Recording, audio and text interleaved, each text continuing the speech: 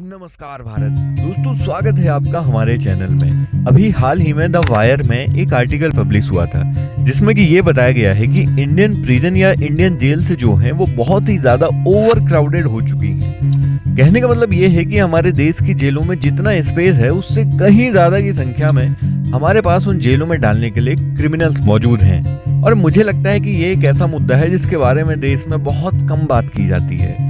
तो डिस्कस करेंगे इस टॉपिक को अपने उसी अंदाज में। सबसे पहले समस्या, कारण और फिर निवारण। अंग्रेजी में कहें तो problem, cause and then solution. गुजारिश है कि वीडियो में अंत तक बने रहें क्योंकि इस वीडियो में आपको बहुत कुछ जानने को मिलेगा।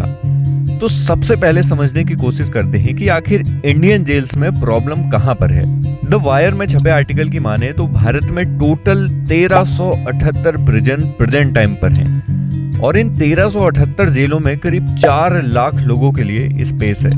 लेकिन वास्तविकता तो ये है कि इन 4 लाख लोगों के रहने की जगह में 6 लाख लोगों को ठूस ठूस कर भरा हुआ है। इसका मतलब ये है कि इंडियन जेल्स का ऑक्यूपेशन रेट 155% से भी ऊपर है, यानी कि 100 लोगों के रहने की जगह पर 155 लोग बैठे हुए हैं। लेकिन मैं आपको बताऊं कि ऐसा हमेशा से नहीं था।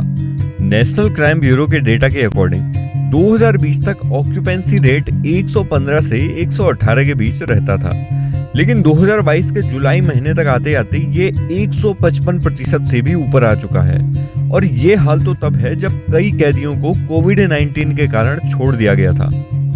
अब देखो, प्रॉब्लम तो समझ आ गई, अब समझते हैं कि आखिर इसका कारण क्या है। देखिए, एनसीआरबी का डेटा ये बताता है कि टोटल अरेस्ट में से लगभग 70% एससी, एसटी और ओबीसी से बिलोंग करते हैं, जबकि बाकी 30% अदर रिलीजन और कास्ट से आते हैं। इससे भी ज्यादा सरप्राइज कर देने वाली बात तो ये है कि 80% से ज्यादा प्रिजनर्स तो अभी अंडर ट्रायल हैं, यानी कि उनका केस अभी किसी न किसी कोर्ट में चल रहा होगा। कई केसेस में तो कैदियों का इंतजार इतना लंबा होता है कि अगर उस जुर्म की सजा भी हो गई होती तो वह व्यक्ति अभी तक अपनी पूरी सजा काट भी चुका होता। दोस्तों, एक कारण हमारे देश की बढ़ती पॉपुलेशन भी है। आप भले ही इस बात को माने या ना माने, इस बात का अंदाजा आप एनसीआरबी के डेटा को देखकर लगा सकते हो। सबसे ज्यादा occupancy rate Haryana, UP, Delhi, Maharashtra, MP, Punjab और बिहार जैसे राज्यों का है। मैं आपको इन सब स्टेट्स का ओरिजिनल डेटा दिखाता हूँ।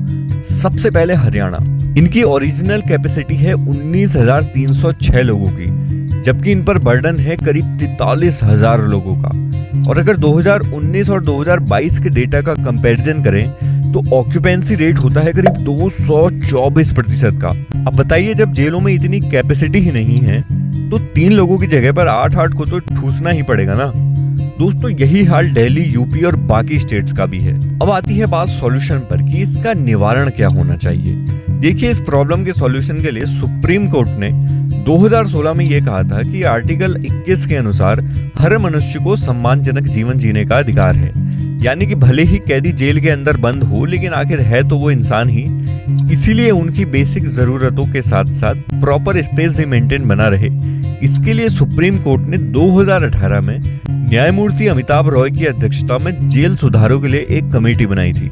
इस कमेटी ने अभी हाल ही में 11 जुलाई 2022 को पेंडिंग पड़ी जमानतों को जल्दी से जल्दी निपटाने के लिए एक जमानत कानून बनाने का प्रस्ताव रखा है, ताकि अंडर ट्रायल वाले कैदियों को जमानत मिल सके और जेलों में प्रॉपर स्पेस बना रहे। दूसरा सॉल्यूशन ये हो सकता है कि भारतीय पुलिस व्यवस्था में कुछ बड़े बदलाव करने की आवश्यकता है। आपको शायद पता ना हो, लेकिन भारत की पुलिस आज 2022 में भी 130 साल पुराने 1861 के कानूनों के अनुसार ऑपरेट करती है। देखिए, ये तो कॉमन सेंस की बात है कि अगर पुलिस मजबूत और ईमानदार बनेगी तो अपराधों में भी कमी आएगी। आपका क्या कहना है इस मुद्दे को लेकर, कमेंट बॉक्स में जरूर बताएं। इस वीडियो में बताई गई सभी बातों का रेफरेंस मैं कमेंट सेक्शन में पिन कर दूंगा ताकि आप लोग भी उसे चेक कर सकें। वीडियो एंड करने से पहले हमेशा की तरह एक प्रश्न, भारत की सबसे बड़ी जेल का नाम क्या है और वो कहाँ स्थित है? दोस्तों, आप अपना जवाब कमेंट कर सकते हैं। मिलते हैं आपसे नेक्स्ट वीडियो में। जय हिंद, जय भारत।